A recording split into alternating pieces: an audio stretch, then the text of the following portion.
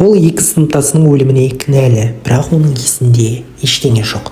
Бүгін сіздерді «Белоснежка должна умереть» деген дорамамен таныстырғым келеді. Дорама қазіргі таңда Кореяда 8 ғана бөлімі шықты, әлі тағы 6 бөлімі шығу керек, барлығы 14 бөлім. Дорама бізде былай басталады. Бізде бас кейіпкер жоғары сынып оқушысы, өте білімді, көптеген марапаттарға ие болған, өзінің сыныбында топ басшысы, сынып басшысы, орысша айтқан кезде староста. Оның өзінің сүйгені бар, оның өзінің өте жақын достары бар, құрбысы бар, оның өмірінде барлығы өте жақсы болып жатады. Сонымен жаңағы сүйіктісі болып жүрген қызымен олар ұрысып қалады. Одан кейін тағы бір құрбысымен кездеседі. Ол айтады, сенің сүйіктің жаман қыз, былай айтқан кезде, сондықтан ол жерде де ол қызбен сөйтіп екеуі ұрысып қалады. Сонымен ашуланған жігіт соджу ішіп, ішімдік ішіп, мас болып ұйықтап қалады. Одан кейін оның түнде оның жаңағы екі құрбысы, бірі сүйгені, екіншісі дос қызы, екеуі де өліп қалғанын біледі. Біреу өлтіріп тастаған, бірақ екі қыздың мәйіті жоқ, бірақ олардың өліп қалғаны белгілі болады. Түрлі дәлелдер, айғақтар табылады. Бұл іске кім кінәлі болып танылады? Әрине жаңағы жігіт кінәлі болып танылады. Ол ұйқыдан оянса, оны детективтер, полицейлер алып кетеді, сен осыған кінәлісің деп. Бірақ жігіттің есінде ештеңе жоқ. Ең бірінші себеп ол ішкені. Сондықтан да ішіп ол ұйықтап қалды. Ал барлық дәлелдер, барлық айғақтар осы жігітті көрсетіп тұрады. Барлық куәгерлер, иә, осы қыздармен ұрысқан, осы кінәлі дейді. Бірақ оған жігіттің өзі сенбейді адам өлтіргеніне. Сен өлтірдің бе айт деген кезде, ол менің есімде ештеңе жоқ дейді. Сонымен бұл жігітті қинап, детектив оның мойындатқызады осы жігітке. Ақыры жігіттің есінде болмаса да, ақыры ол мойындайды, иә, мен өлтірдім деп. Оған құрбысы ғана сенеді, одан кейін әкесі ғана сенеді, ал анасы болса, енді мені ешқашанда көрмей, сендей ешқашанда ұлым жоқ дейді. Сонымен жігіт 10 жылға бас бостандығынан айырылады. Басында өте қатты қиналады, өйткені түрмедегілер оны ұрып соғады.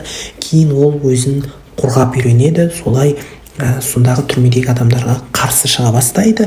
Дегенмен де қиналса да, не істесе де 10 жыл өте шығады. 10 жылдың ішінде оған көбінесе тек әкесі ғана келеді, және оны жақсы көретін сыныптасы, құрбысы ғана келеді.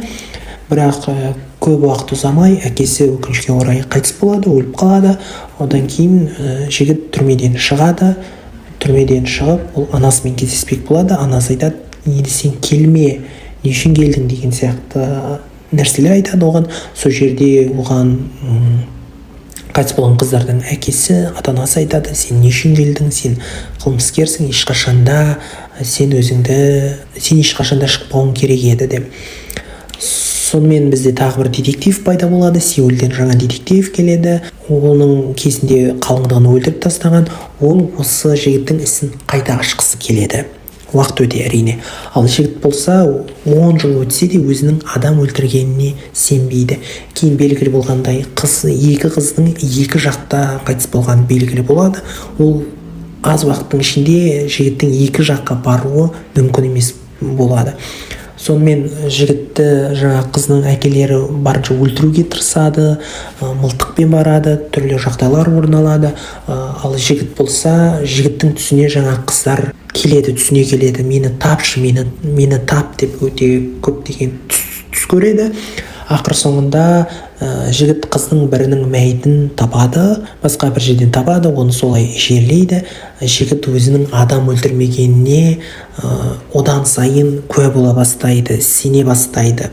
Өйткені басқа айғақтар, басқа дәлелдер табыла бастайды. Бұл істі қайта ашқысы келеді, бірақ полицияның жоғарыдағы адамдар бұған жол бермейді.